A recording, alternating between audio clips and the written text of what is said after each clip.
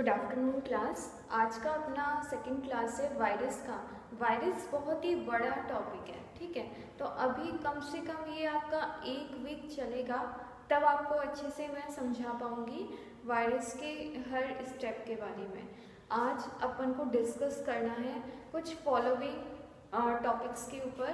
जैसे first of all virus क्या होता है, ठीक है। वायरस के फादर का नाम और जनरल कैरेक्टर्स ऑफ वायरस। कल मैंने आपको बताया था कि वायरस की डेफिनेशन क्या है, ठीक है।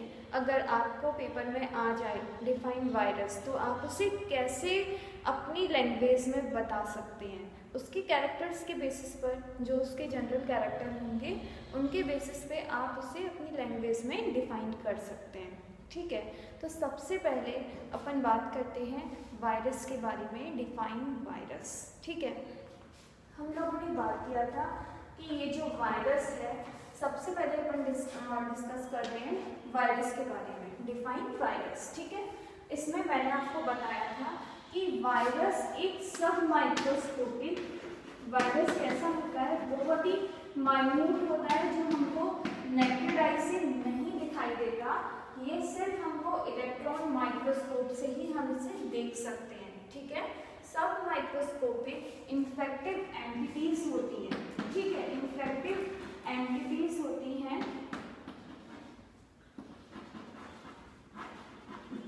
ये क्या करती हैं, आपको बस ये 4 वर्ड याद रखने हैं, ठीक है। इट इज सब माइक्रोस्कोपिक इन्फेक्टिव एंटिटीज विच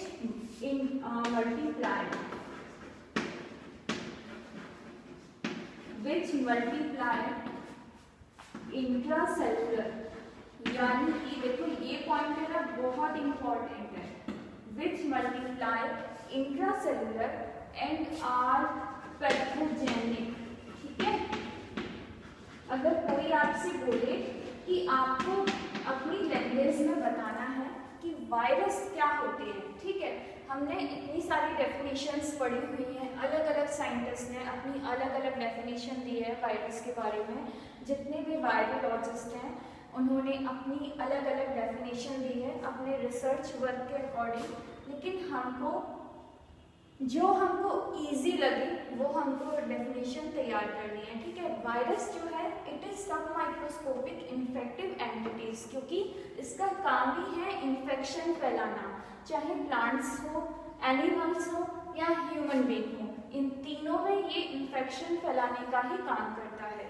और विच मल्टीप्लाई इंट्रासेलुलर, यानी सेल्स के अंदर ये अपनी संख्या को इंक्रीज करते हैं, ठीक है। और बहुत ज़्यादा कैसे होते हैं, पैथोजेनिक, यानी कि हार्मफुल होते हैं, बीमारी फैलाने का काम करते हैं। तो आप बोल सकते हैं virus are sub microscopic infective entities which multiply intracellular and are pathogenic, ठीक है। ये बेसिक डेफिनेशन आप याद रख सकते हैं।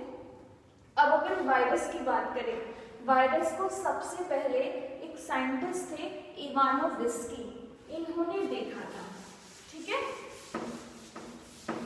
थोड़ा सा वायरस के बारे में आज मैं आपको डिटेल में पढ़ाऊंगी,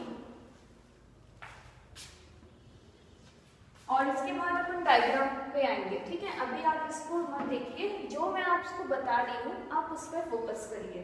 मैंने आपको बताया कि सबसे पहले वायरस को देखा था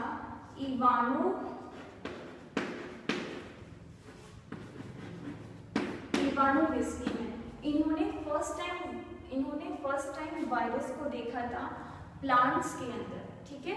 कहाँ पे देखा था, प्लांट के अंदर देखा था, और वो भी कौन से प्लांट के अंदर, टोबैको प्लांट के अंदर देखा था, ठीक है।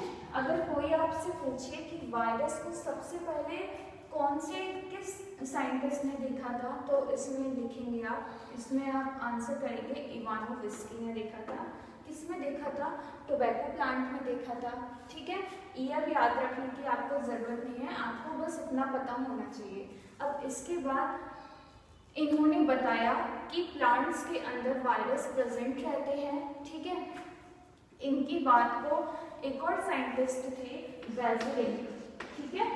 एक और साइंटिस्ट साइंटिस्ट थे बेजलिन, इन्होंने इनकी बात को सपोर्ट किया कि इवानोव्स्की बिल्कुल सही कह रहे हैं कि प्लांट्स के अंदर कुछ पार्टिकल्स हैं जो इन्फेक्शन फैलाने का काम करते हैं, ठीक है। और इन्होंने नाम दिया इसको क्या, वायरस। इन्होंने इन पार्टिकल्स को क्या नाम दिया, वायरस, जो प्लांट्स के अंदर बीमारियां, इन्फेक्शन फैलाने का काम करते हैं। इनको नाम किसने दिया, बेजलिन ने दिया। लेकिन देखा किसने था, सबसे पहले इवानोव्स्की ने देखा था, लेकिन नाम वायरस किसने दिया, बेजलिन ने दिया, ठीक है।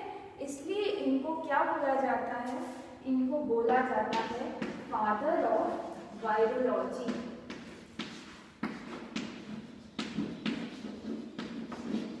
इसीलिए इनको फादर ऑफ वायरोलॉजी बोला जाता है। वायरोलॉजी के फादर हैं ये, ठीक है।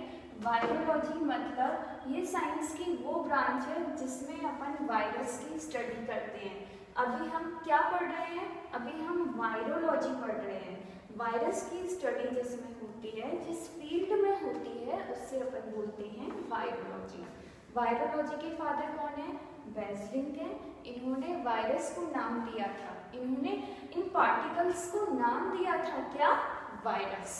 वायरस को सबसे पहले देखा किसने था, इवानोव्स्की ने देखा था, ठीक है। वायरस में जैसे कि मैंने आपको बताया कि लिविंग सेल के अंदर ये डिवीजन करते हैं, ठीक है।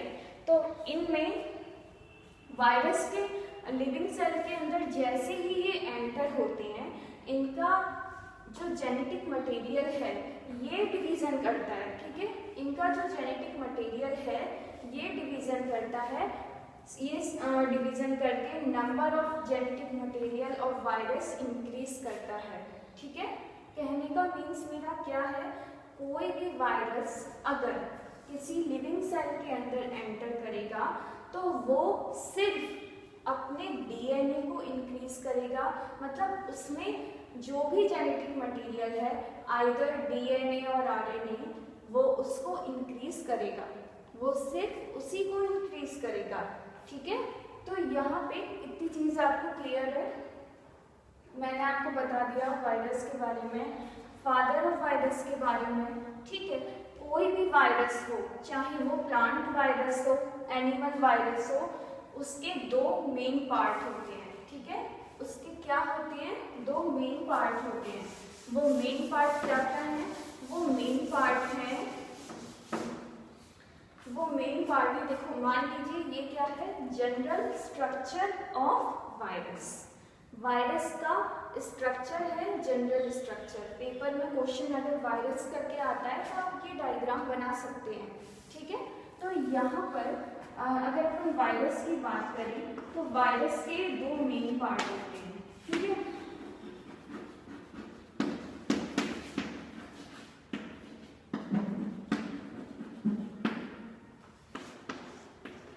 कौन कौन से पार्ट होते हैं, फर्स्ट ऑफ ऑल कैप्सोमियर, या हाँ कैप्सोमियर, या फिर हम बोल सकते हैं प्रोटीन।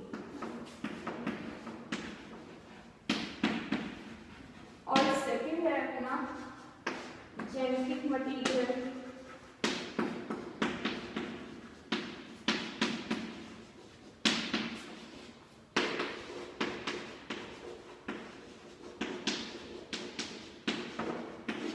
यानी कि किसी भी वायरस की बात करें उसमें ये दो मेन पार्ट जरूर होंगे, ठीक है। क्या क्या, बाहर की तरफ प्रोटीन होगा जिसको अपन, जिसकी सिंगल यूनिट को अपन बोलते हैं कैप्सोमियर, ठीक है।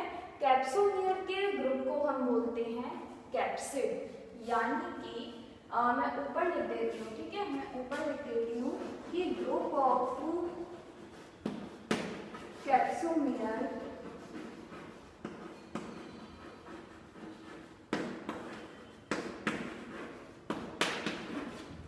जैसे कि आपने साइटोलॉजी में पढ़ा होगा कि सेल्स के ग्रुप को टिश्यू बोलते हैं, ठीक है। और सिंगल कोई भी सेल है, सेल क्या है, सिंगल यूनिट है बॉडी की, ठीक है। तो यहाँ पे क्या बात कर रहे हैं कि प्रोटीन कोड जो बना है वायरस के स्ट्रक्चर के चारों तरफ, जेनेटिक मटेरियल के चारों तरफ जो प्रोटीन कोट बना है इसकी सिंगल यूनिट क्या है, कैप्सोमियर है। और कैप्सोमियर का जो पूरा ग्रुप है इसको हम क्या बोलते हैं,